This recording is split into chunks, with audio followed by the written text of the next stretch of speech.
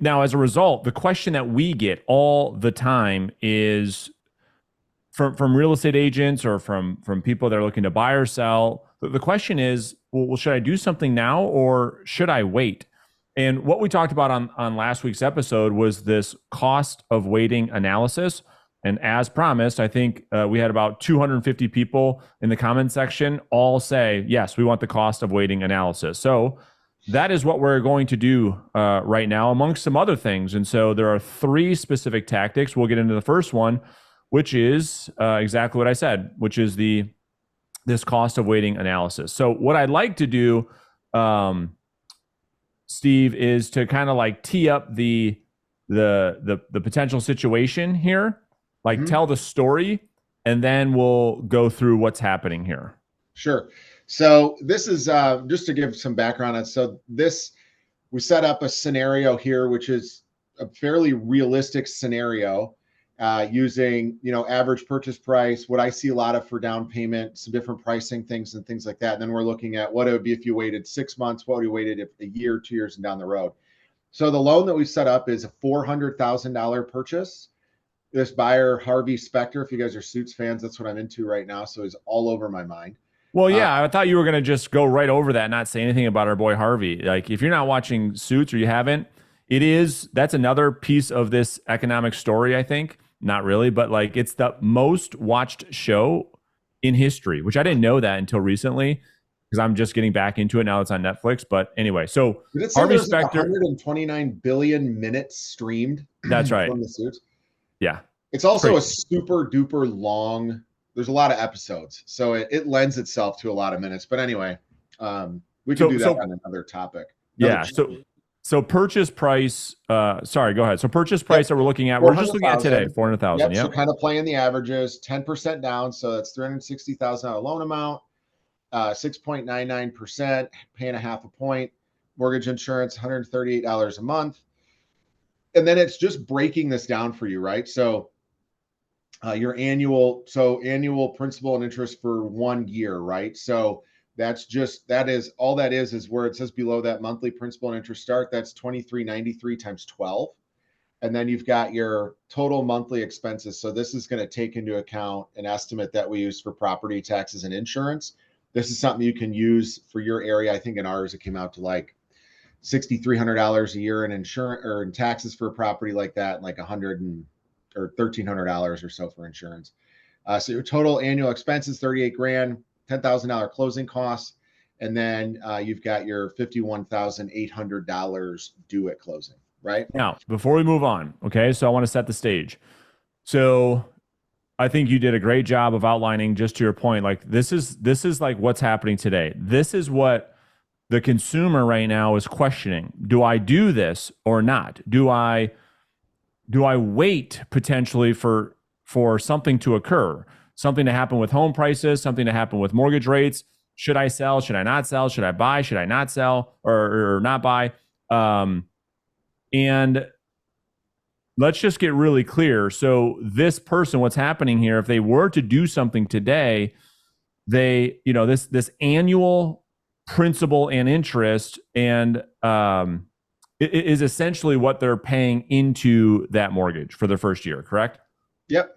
Yeah. Now, the question is, well, should you wait? Should you not wait? Well, let's answer that. And then you could be the judge of that. So let's talk about waiting. Let's just say waiting 6 months, right? So let's get through the end of the year. And so now what's happening? So let's go through the first line item.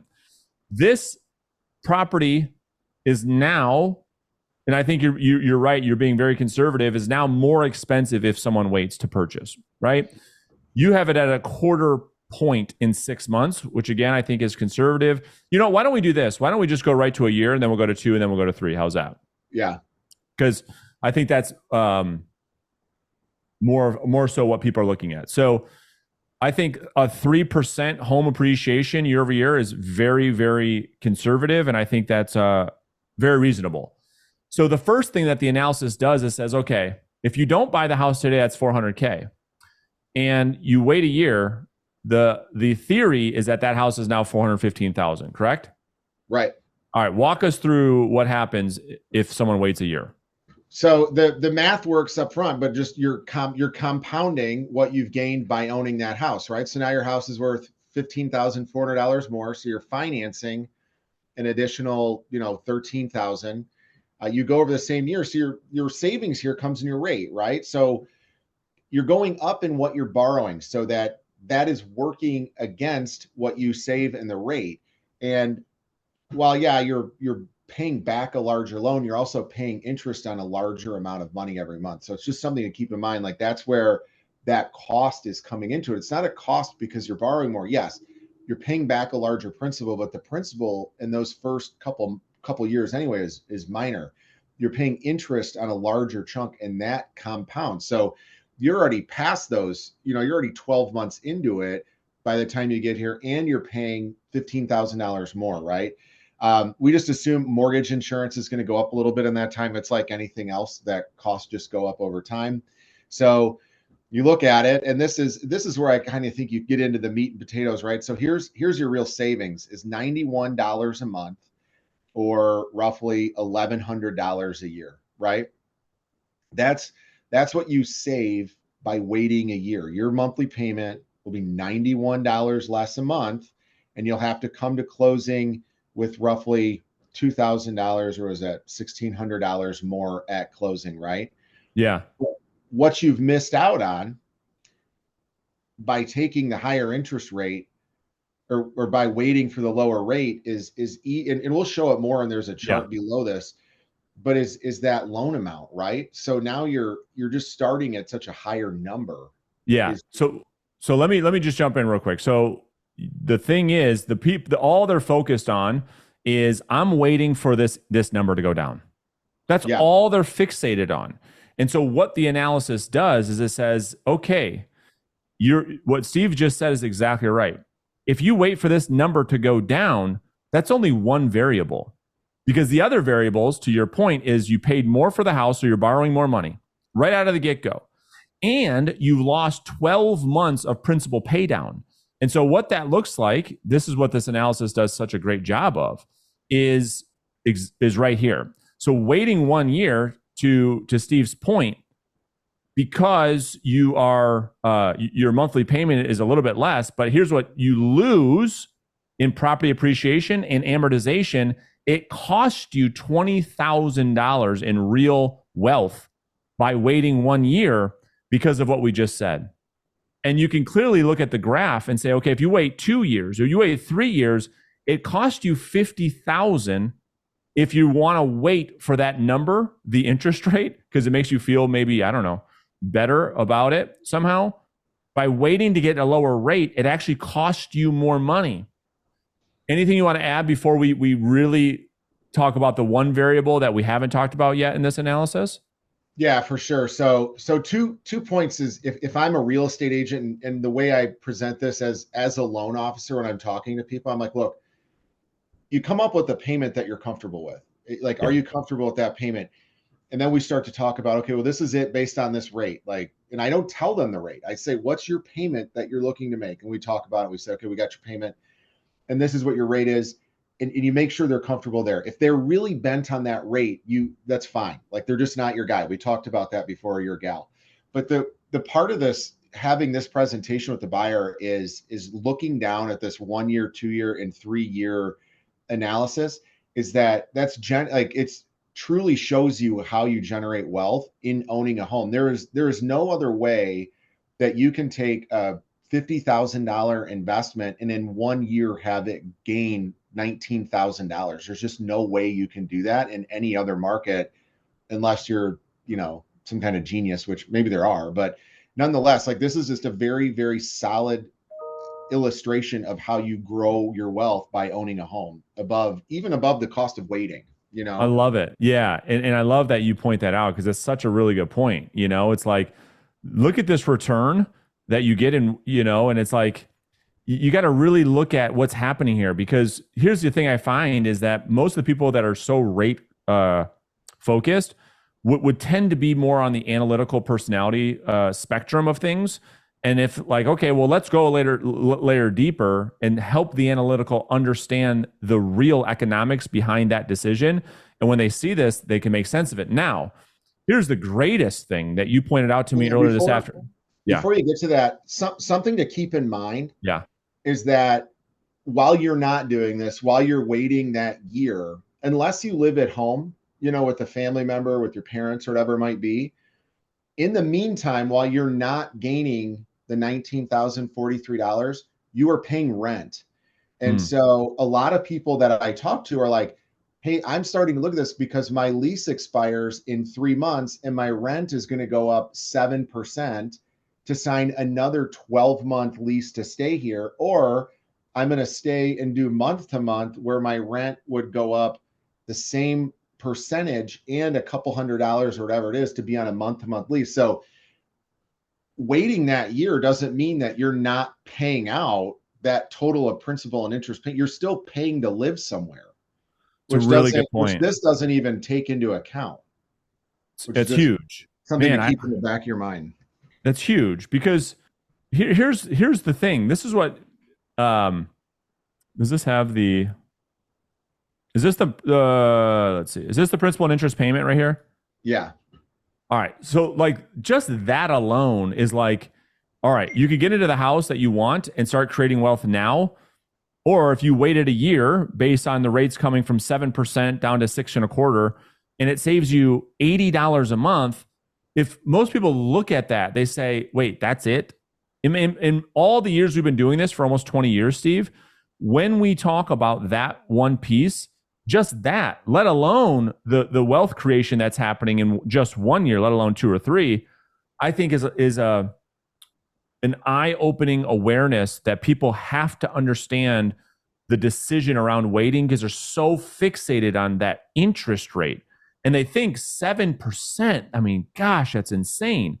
Well, what do you think about 6%, Bob? Well, that's a lot better. Okay, do you know the difference is $88? Wait, that's it? Yeah, that's Right. it. Right? And it's like, wow, that's it?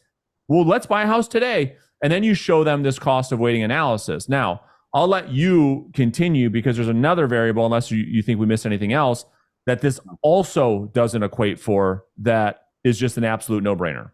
Right. So the other part of this is, and it's such a huge piece of like a big conversation that we have in every one of these transactions, is that if you buy this house today and a year down the road, interest rates are at 6.25 and you're at 6%. If you're that homeowner, or 6.99%. If you're that homeowner, you are not staying in that mortgage at 6.99%. When you skip the waiting, you're locking in the price of the home. You're hedging that from appreciation and paying more, but you still have the ability to take that rate to the same as what you'd get if you waited a year, It's which is amazing. huge. That's not factored into any of this math at all. This is assuming you keep a rate at 6.99% over the life of the loan rather than refining incrementally as rates drop over time.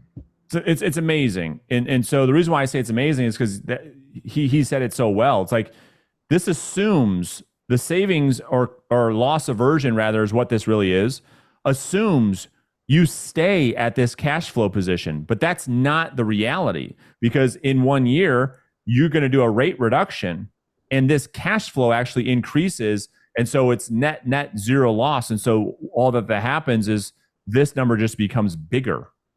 That's all that's happening. Absolutely. So, The other something to keep in mind, please. again, and I had this conversation with somebody and that's why I brought it up to you and all these renters that I talk with, is that when interest rates drop for mortgages, as a homeowner, you have an opportunity to take advantage of that change in the market by doing a refinance. As a renter, you don't. Mm, So it's very rare that you see rents actually go down. Like I know that we saw that in 2008 with just the substantial amount of inventory. And that's also thinking of that same cost to wait analysis, that we all know that there is a lot of pent up demand. As interest rates drop, we're going to see more and more people come into the market, and there's a good chance we could even see those appreciation rates become more aggressive. yeah. So, I mean, the first time you kind of walked through this, like through with me, I was like, It took me a minute to get it. And perhaps if you're watching or listening to this episode, maybe you're smart. You're probably smarter than me, so you probably got it right away. But once you get it, you'll look at the question you're getting from your potential clients of like, hey, I'm just going to wait until rates go down. You'll look at that completely differently. At least that's what happened to me, Steve. Is like it's like seeing for the first time. Like I can't unsee that now. Like once you Right. see it, you can't unsee it, and it's like the math doesn't make sense for people to wait for the lower rate. And I think it's all about awareness. And that's what this whole episode is, by the way. It's just about raising the awareness so that the professionals in this market can continue to serve their clients at the highest level. So that's tactic number one. All right. So if you have questions or you need clarity, put that in the comments and then we can kind of unpack that even more. Tactic number two is another thing that nobody is talking about. So here's the other situation. This goes to answer like this whole thing around waiting for interest rates. And I think that our industry isn't bringing enough awareness to the consumers so that they feel like they have choices. Well, the other huge choice or the opportunity that they have is to, if I'm a real estate agent and I've got a client who's looking to purchase a home and interest rates as of today are 7.25 or 7.375%. And it's like, dude, I can't afford that, right? Well, the opportunity for them is to the savvy real estate agent and the savvy loan officer says, well, wait, Bob and Sue, there's another opportunity that we have. And that is to go and communicate with all of the homeowners that are sitting in an assumable mortgage position. And so let's talk about that for a second, Steve, because again, I think professionals in our industry, whether realtors or loan officers, aren't talking about this enough. Yeah. So again, so assumable mortgages, that's you're going to take somebody that owns a home now and they're either securing that home with an FHA loan or a VA loan. And look, somebody will probably comment like there's some, case where conventional this and that, like, okay, these are the most common ones. Like Right. if you look at a Fannie Mae or Freddie Mac loan, those loans there's a due on sale clause. So if that home is sold, that loan is called due at that point in time. A VA loan, though, if you're a veteran, you can, and the way this works is unfortunately for us loan guys, is that if you're a listing agent and you want to advertise this, you confirm that your seller has the FHA loan or the VA loan. So what you have them do is you have them contact their servicer, whoever is collecting the payments on the loan, and let them, there's some paperwork that happens on that end.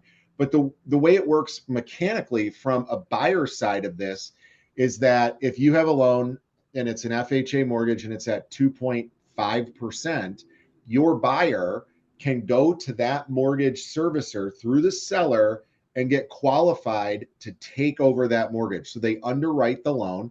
There's very little closing costs. There's costs, but it's very small because there's gonna be some transition with title and mortgage recording and things like that. So you'll pay these costs for these couple different things, and you'll be able to assume that mortgage, and you'll take over the payments at whatever the payments are right now, the maturity date of the loan, and all of those things. So you're literally just stepping into the shoes and continuing on with that mortgage.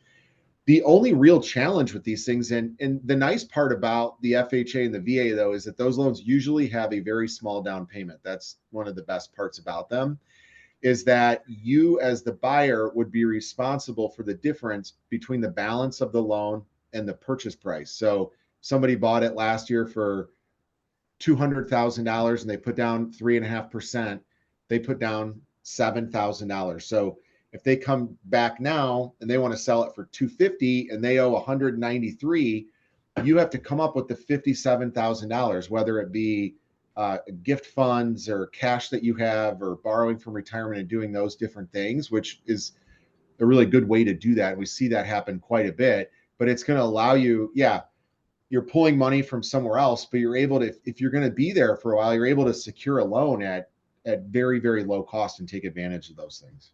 Yeah. I mean, it's just another option, that I think just people don't talk to, because it's like, well, FHA, aren't those bad loans? No, they're not bad loans. If someone's at a mortgage and they owe, like, to your point, at $200,000 or $300,000, and they're paying, PMI because there's an FHA, it's an FHA loan, but it's at 2.5%. Well, then run the numbers, run the Yeah, numbers. Just look at most the definitely. payment, look at the cash at close, look at all the variables. I just think that not enough people are talking to their clients about the assumable mortgage. Yeah, it's a turning over every stone market. That's right. You've got to know, you've got to be a master of your craft and dig on all of those different things to give opportunities to yourself as an agent and opportunities to buyers. And I mean, and that's what this forum is for. But yeah, the assumable loan is definitely not something you want to be afraid of, for Yeah. sure. So let's go into strategy number 3, which Steve won't like very much. The loan officers won't like very much. But if I'm a real estate agent and I'm saying to myself, well, the number one objection I'm getting, coach, is people just wanting to wait. Okay, cool. Well, what if there was a world, what if there was the perfect client avatar where you remove this entire variable from the equation? Well, what do I mean? Well, let me show you instead of telling you. So, what you can do is you can go inside Remine, which all realtors have access to. And I'll just type in one of the markets that we serve. And we could say, okay, there's 25,000 people inside this city. Well, instead of doing the shotgun approach and saying, hey, I'm going to go and try to market and prospect and try to get clients from all of these people, which I know the vast majority of these people are in the situation that we're talking about. They're in a situation where they've got a low mortgage rate. They want to wait. They're on the fence. What if we just remove that altogether? As an example, what if we said, okay, I want to actually whittle this down and do some ninja stuff. We could say, okay, what if we went after people that have lived in this house for 20 years and we said we want to get into a world where they have no mortgage whatsoever? And we said, okay, what does that look like? Well, there's 2,500 people in one zip code, in one city alone that don't even have a mortgage. So this doesn't even equate to them, because what are we focused on? We're focused on people that are coming to retirement age, that are looking to downsize, right? So they sell the home. Now they're purchasing the next home that is a downsize in all cash. And so you remove the variable. And so when I'm coaching an agent, Steve, I'm saying this is a segment of the market. This isn't your whole business, but this has got to be a consideration to your lead generation model. And if you're not, I think it's a big mistake. Well, let's take it one step further. If this wasn't enough, we increase the focus even more, and we throw in the absentee owner of people in state or out of state, doesn't matter, and we apply those two. Well, now this is even more ninja. There's 135 people in this city that have owned a home where they don't live, so it's a second home or a rental. Property values are at all-time high. They have no mortgage. It's not where they live, and they're of retirement age. It's a great, targeted, niched down approach to going sniper mode versus just being the general practitioner. This is the difference between the general practitioner and the brain surgeon.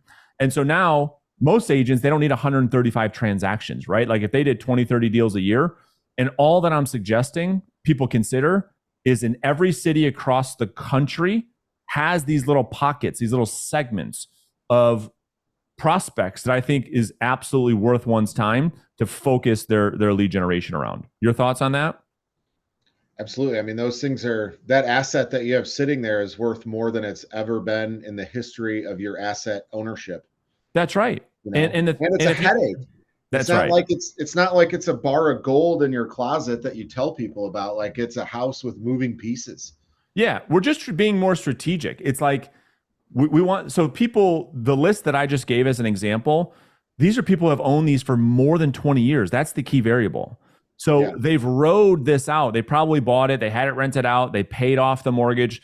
And so now if it's 20 years, it went through 08.